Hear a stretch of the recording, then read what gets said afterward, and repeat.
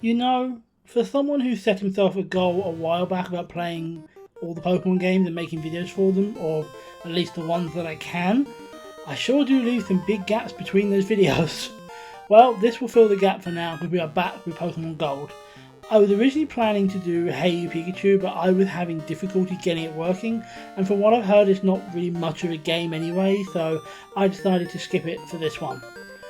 Oh, and what a great one I've skipped it too. Pokemon Gold remains to this day my favourite Pokemon game. I devoted so much time to this when it originally came out, finding it at the time to be even better than Red and Blue. The question of course is whether I still find it that way, so without further ado, let's head into it. First difference we find getting in is that the game has time, and also a day and night cycle we'll get into later. Then we get quite a familiar greeting from Professor Oak before we name ourselves, and then wake up in our bedroom just like before. Heading downstairs we get some Pokegear, which will be our phone, radio, map, etc. over the game. It's a nice addition. As we have a little look around New Bark Town, this game's pallet town, and a brief chat with a suspicious character, we go and meet Professor Elm. He wants us to pick up something from someone called Mr. Pokemon. Don't ask. Good news, we get to have a Pokemon to keep us safe. We have a choice of Chikorita, Cyndaquil or Totodile. Feeling like he's underappreciated and underrated, I went for Chikorita.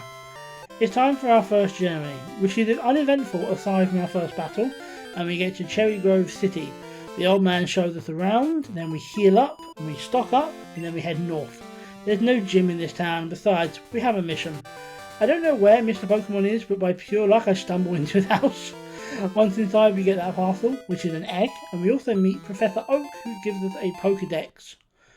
Once that's done, we're called by Professor Elm, who tells us there's been a robbery. Turns out it's not hard to find the culprit as we run into him. We have no problem taking him down, and as you can guess, he'll be the rival. Heading back, we get a chance to name him and recall him Bob. First name I thought of. I believe I may have done that on a previous game. Now this all done, we can get our Pokemon adventure started. Now it's catching Pokemon and such, and we get a few including Sentret, who will be with us till the end. Then at night we get a Hoot, who will also be with us till the end. Now we have a couple of routes to head to get to the next city, and in there we get our first series of trainer battles, and we do some grinding before we get to Violet City. We take the opportunity, as we will with all cities, to have a little explore and a look around. They all have their unique thing, like how this has the Pokemon Academy. There's also a Bellsprout Tower and a gym, but we've got some Pokemon catching to do before we get to that. We get ourselves a Caterpie and a Bellsprout, as well as trade for an Onix, before we pick up a Spinarak at night. Nothing there that will be with us permanently, but there are a few temporary teammates there. With that done, it's time to give the Bellsprout Tower a try. Basically, it's just us climbing the tower and fighting all the monks there. Do you want to guess what Pokemon they have? No. Well, no, obviously not. It's Bellsprout. When we get to the top, the rival is there and he's still a jerk. More importantly, the tower leader is there, and when we beat him, we get HM05, Flash. That'll be useful. Now it's all done, back to grinding. We have a goal of getting everyone to level 12, which we do, and we even get a Butterfree to boot. With that done, it's gym time. The Violet City Gym is a flying type gym. We're plenty well equipped to handle the trainers there. The leader, Faulkner, only has 2 Pokemon, and the strongest is level 9, but we handle it easily enough. That's the first badge, the Zephyr badge. 1 down and 15 to go. I'll explain later. After we get a call from Professor Elm, he wants us to meet his assistant at the Poke Center. We get there and he gives us the egg back. It needs hatching and needs someone to walk around with it, so it might as well go with us. Best way to walk it around is to continue our journey, so we do, heading to the ruins of Alf. Once there, we have a Kabuto puzzle to do, and doing so drops us inside. Once there, we can catch, well, all the unknown, but I'm just going to get one for the Pokedex. After a little more look around, it's time to move on.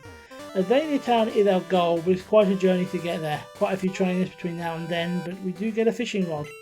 We also now have a Mareep, which will be with us till the end. I do some more catching and some more fishing, and now it's time to head into Union Cave. I wasn't a big fan of the caves in Pokemon Red and Blue, and that hasn't changed. Still, the battles are good for experience, but there's not much else to say about it, so let's head on to Azalea Town. I was going to look around, but it seemed Team Rocket had taken over and are harvesting Slowpoke tails, so after finding an ally, we'll deal with them. Our ally injures himself almost immediately, so we go on alone. It's easy enough to deal with though, with only a few Rocket members to take down, all weaker than us. Good news, the guy we help, he makes special Pokeballs, and we can now get him to do that for us. We never do, but we could. Now we can actually have a tour of Everveddy Town, although there's not much to see. The highlights of the well and the ball guy, and we've seen them both. Instead we do some grinding, getting a Chicory to turn into a Bayleaf and hatching the egg. Turns out the answer to who's that Pokemon is Togepi. I also then get Mareep evolved, which is good. Now it's time for the Hive Badge. As the name would suggest, the Hive Badge is a bug Pokemon badge. I really could use fire here, but I haven't encountered that yet. Hoot does have a type advantage though. The trainers are all Eevee and the leader Bugsy, yes, seriously, that's his name, is also Eevee. He took out our Hoot with his Cypher, but as I had 5 more, it really wasn't an issue. Now we have the Hive Badge. However, we will have a rival battle as soon as we try and leave, so it's time for a bit more grinding, where we get a Furret. Now we've done the grinding, the rival battle proves to be easy, and we head into Ilex Forest. We have to chase a missing Farfetch'd around to get him back, and we get HMO1 cut as a reward. That lets us head through the forest and further north still until we get to Goldenrod City. Unlike the previous one, C3PO City has a lot for us to buy. Firstly, the Pokemart is a full-on shopping centre, so lots to get there. This is also the point I break the game for the first time. That happens a bit. There's also gambling here, a feature modern Pokemon games don't include for some weird reason. There's also the radio tower where we answer a quiz and get a card for our Pokegear that lets us listen to the radio. Plus there's the train to Kanto here, which won't work for a while, and the bike shop that gives us a free bike, because apparently that's good advertising. There's a few other bits to do here, starting with the underground tunnel where there's a bunch of trainers to beat. Then we have some gambling to do, as you would expect any child to do when he's on a journey. We also have some grinding to do now, getting ready for the gym, and that gets us a knockdown. A little while later we get a Quagsire 2 from a Wooper that I caught earlier and forgot to tell you about. Now onwards to the next gym, because we need to get the playing badge. This is a normal type gym, and the trainers are not much of an issue, but the gym leader Whitney is. She is hard. Only 2 Pokemon, the Clefairy dies quickly, but the Miltank, god damn, keeps slaughtering the Pokemon and healing itself, and it gets through quite a few, but Quagsire takes it down. After Whitney has her tantrum, we get the playing badge. I think Goldenrod might be my favourite city in this game, but we've done everything here we need to do, so it's time to leave. I pick up a squirt bottle from a flower shop, we'll need it later, and head out of town. The standard route, and I stop off briefly at the national park. There's a bug contest here some days, but I wasn't interested in that. I'm more interested in squirting this weird tree, because it's a Sudowoodo. Naturally we catch it. From there I continue north to Ikrutik City. After a brief chat with Bill about features we can't use, I have a little look around the traditional city. Of particular interest is the dance theatre and the kimono girls. No, not like that. They're all Eevee trainers. And once we have them all beat, which isn't too hard, we get our reward. HMO3 Surf. We need that. In my tour, I head to the Pokemon Tower there, and there's my rival. He's never beaten us before, and he won't now, so maybe the gym will be a better challenge. It's Ghost-type Pokemon, and the missing floor is interesting and annoying. The trainers are fine though. As for the leader Morty, our Growlithe, another one I forgot to tell you I had, does well with bites, but we get our butts kicked. Attempt 2 is still hard, but I eventually beat them and get the Fog badge. Now, for a brief optional detour. We're not even close to doing all the optional business, and with no intention to do so, but a few bits that are fun, like this. Falling down the right hole gets us to meet the 3 legendary dogs. Now they've fled and can be caught in the wild. I never do catch them, but we do bump into them a few times. With that done, it's time to continue the journey, and the next routes aren't anything special except for a Miltank farm. Before long, we're at Olivine City, meeting our rival and discovering the gym leader isn't there. I have a little look around the city, getting a good rod, seeing the docks we'll visit later, and getting HMO4, Strength, another one we need. I also find myself a Shuckle from smashing a rock, which I didn't expect, but cool. Our destination is Olivine Lighthouse though, because we meet the gym leader at the top. Naturally, there's a ton of battles to get there. When we do, we meet Jasmine, the gym leader, caring for a sick Pokemon. We need to get to medicine, which is all the way across the sea in Cianwood City. Before that though, we need to do some grinding. During that, we get our first encounter with the legendary Pokemon, Raikou. Didn't even have a chance of catching him though. Also get myself an Ampharos evolution, which is ironic because that's what I'm trying to save, and a Meganium evolution. With that done, it's time to set off and do some surfing for the first time. The waters are full of trainers, of course, and a whirlpool area I avoid, can't do anything about it anyway, before we get to Cianwood City. We get the medicine we need and have a little look around, but there's not a ton to do here. There's the gym though, the fighting gym. We need strength to get to the end, which we got earlier. The gym leader Chuck only has 2 Pokemon, they weren't really in trouble. Now we have the Storm Badge, and to make it even better, when we leave the gym, his wife gives us HMO2, which is Fly. With Fly, it's very easy to get back to Olivine City and help out Jasmine and the Pokemon. Then we get to the Steel type gym, where Jasmine is the only trainer there. Considering all the ones we had to fight in the tower, or the lighthouse, I'm very happy about that. Her Pokemon is a couple of Magnemites and a Steelix, none of which are very hard, and now we have the Mineral Badge. We're done with Olivine City, so it's time to fly out of here and back to Ikutik City, because the last time we went west, this time we're going east. Straight into Mount Mortar, another cave. Yay! There's nothing wrong with them, I just don't like them. It's not difficult, and after we're through we do a bit more walking, a bit of surfing, and arrive in Mahogany Town.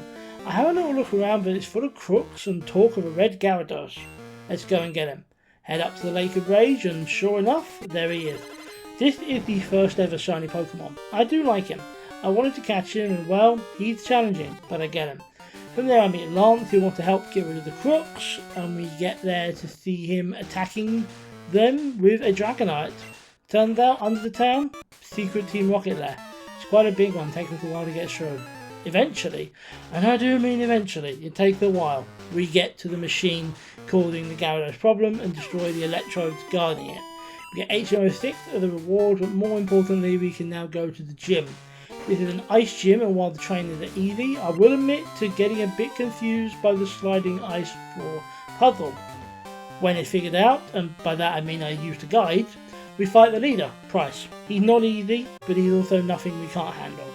With that, we have the Glacier Badge. However, we can't continue our journey for now, because Team Rocket have taken over the radio station. Oh dear. Back to Goldenrod, back to the radio tower. There's nothing particularly difficult about the grunts here, but there are a lot of them. Get to the top of the tower, take down the executive, but it turns out the radio director is in another castle. And by castle, I mean basement. It's in that underground passage in a doorway that was shut before. We head in and immediately get a rival battle, but we always beat Bob. Then it's a puzzle that involves flicking the right switches in the right order. I hate to admit it took longer than I'd liked. Get to the director, who gives me a key to get to the rest of the tower. We use that to get in and defeat the final executive. Once again, we've disbanded Team Rocket. Hopefully this time they stay gone.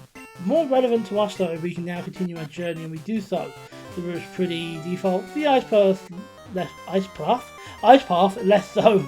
It has a lot of sliding around and making sure we go the right direction, followed by pushing boulders into holes so that we can do the sliding around. With that done, we get to our final town in Johto, Blackthorn City. Which honestly was a little disappointing for the final city, because there wasn't much there to do. After a whole load of grinding, it's time to get the final badge. This gym was dragon types, and once more we're pushing boulders into holes. The final leader is Claire, who was easy enough, but she will not acknowledge us as the winner. She makes us go to the Dragon's Den to get a Dragon's Fang. Seemed unfair, but sure, we had to learn Whirlpool to get through, but fighting it was really easy. When we do, she takes the hint and we get the Rising Badge. Now we have 8. And you know what that means, right? Elite Four. We head south from here and then a little east and we get to New Bark Town. That's right, we've gone home. And not just so I can take a break from the game and also break the game and then check out my Charmander plushie. Because we have to go east from here to get to the Indigo Plateau. I decided to swap Pokemon though, because none of them can learn Waterfall. We need to go through the caves. Remember the red Gyarados I caught? He can. After a lot of walking and trainers, we finally get to Victory Road. Another cave. Yay. It's a quick one though, so no need to worry. Although there is a rival battle at the end. Afterwards, we're at the Indigo Plateau, home of the Elite Four, who I accidentally stumbled into before doing the grinding. Whoops. After doing all that grinding, we're ready. First up, Will, who has psychic types. They're impressive, but exploiting weaknesses gets them done. Then is Koga, the old Fuchsia City gym leader from Red and Blue, and once again, type advantage wins the day. Now it's Bruno, who was here in Red and Blue too, and he's all fighting types. There are no type advantages here, but raw strength carries this through. The final one is a Karen, who likes her dark type. No problem for us. We've already met the final boss, the champion, and it's Lance. Charizard, Aerodactyls and Dragonites. This was really our true challenge. But we got him. We won. Professor Oak comes to congratulate us and all that before we go and register as a Hall of Famer, so this is our team. It's not the best team out there, but I like them. And with the credits, I guess that's that. I guess we're done. Oh wait, why am I getting a phone call? Turns out we're not done. We have finished the game, but oh boy, there are a lot of optional and post-game content. I do not intend to do it all, not even close. But getting on board the ship heading to Kanto, oh yeah. Getting on board the ship, we find out that they're missing Charles, so we better help. Lots of exploring and battling, we find her with the captain, return her, and now we're in Vermilion City. We're back in Kanto. Found a Snorlax too, and I have to have a look around. It's just for a good bit of nostalgia. Now though, for what we're actually here for, which is the Kanto gyms. It's time to get the Thunder Badge. For some reason the puzzle here is disabled, but I hated the puzzle here, so I'm happy about that. The trainings are easy, and honestly so is Lieutenant Surge. All of our Pokemon are stronger, so it's an easy victory, and now we have the Thunder Badge. Now we head north into Saffron City, which was nice to see again, but honestly this version of Kanto feels a bit stripped down. The thing like we can't access Silphco, the fighting gym doesn't have the leader now, so we can't do anything there. The main gym is fine, so it's open, we go in there. Still has the same teleporting puzzle, which I never liked, but I guess it's fine for nostalgia. Sabrina was easy, and there we go. Marsh Badge acquired. With that done, I gotta beat up some bikers and head to Lavender Town. It's much the same, although the Pokemon Tower is now changed to the radio station, and there's a new building for the graves. I'm not sure I like that. Also, there's not much to do here, so we go north. Head through the rock tunnel, easy, and swing by the power station. A component has been stolen and we need to get it back. But for now, we head west and get to Cerulean City. We have a look around, we head to the gym. That's the thief. Taking him down is easy, and he says the part is in the gym. We'll get it later. For now, we go to Bill's old house, because Misty's there. Now her gym is open. We challenge her after wiping out her trainers. Our Ampharos and Meganium have no problem wiping up the water Pokemon, so that's the Cascade badge. And also a machine part to boot. Now we go to the power station, give them the part, I get a TM for it. That's not why I did it. We've got some bits to get done before the bridge. Next we need to hunt a doll, which will get us a ticket for the train, which is powered up again. We'll need that later. Then I went and got a Pokégear card that lets me listen to Kanto radio stations. Why? Because one of them is a Pokéflute, and we can use that to wake up Snorlax. I won't ever be using him, but he's a Snorlax. I had to catch him. I had to. From there we head to Celadon City, one of my favourites in Kanto. Still fun. We're here for the gym though, of course, which I swear is smaller in this game. As we have a Growlithe though, with Flamethrower, Erica's no problem, and now we have the Rainbow Badge. Now it's time for us to follow the old Pokemon Red route by heading down the cycle path, beating some cyclists and getting back to Fuchsia City. Again, this feels like a bit of a stripped down version of Kanto because this is the Safari Zone place and the zone is shut. As well as before, the gym isn't. So we go there. They have a lot of fake walls and fake Janines, all of which is annoying, but when we do find her, she goes down easy. That's the Soul Badge. We really are doing this game out of order because we're going to go and get the Boulder Badge, which was the first one. We cut through the Diglett Cave, head to Fuchsia City. I like the museum here, which so naturally is going to be closed. Brock's isn't shut though. He's the weakest one in Red and Blue, but he's definitely not now. Still, nothing we can't handle. And that's a Boulder Badge, only 2 to go. Now we head to Cinnabar Island via Pallet Town. Firstly, Viridian Forest, which is now just a load of bushes. The forest has actually been removed. Viridian City was fine, but there's not much there because there wasn't. Although there is a trainer fighting area, which is good if you've done stuff with friends. I haven't, so I skipped it. Pallet Town was fun. Nothing there really. There never normally is, but it's nostalgia. And then we head to Cinnabar Island. Talking about things missing from this version of Kanto, that basically includes the whole island. We meet Blue though, the Viridian City gym leader, who heads back before we go to Sifo Island. The caves there are also gone, but Blaine is here and we battle. Do we win? Of course we do. Of course we do. Then we head to the final gym, which is definitely strong, and we start the battle. Holy hell, Blue is a lot stronger than the rest. That was a really challenging one, and Type Advantage saved us. We got him. We're done. Now, at this point, I'm perfectly happy to leave it, but we'll leave it in the right place. So, if we board the magnet train, let's have a little chat about the game. Is it still my favourite Pokemon game? Yes, it is. I found Johto to be more fun than the original Kanto, and having Kanto bolted onto the post-game, even if it is a limited, stripped-down Kanto, is really cool, and it makes this one unique. I honestly could not recommend this enough if you want a good, classic Pokemon experience. Nostalgia tends to push you more towards Red and Blue, but I think this one's better. And now we are where this game should end, where it started, in the bedroom. Thank you all for watching and being here. I do intend to try and get more videos done, including Pokemon ones, but the next video will not be that. It will in fact be a lot more Lego-y. And I'll see you then.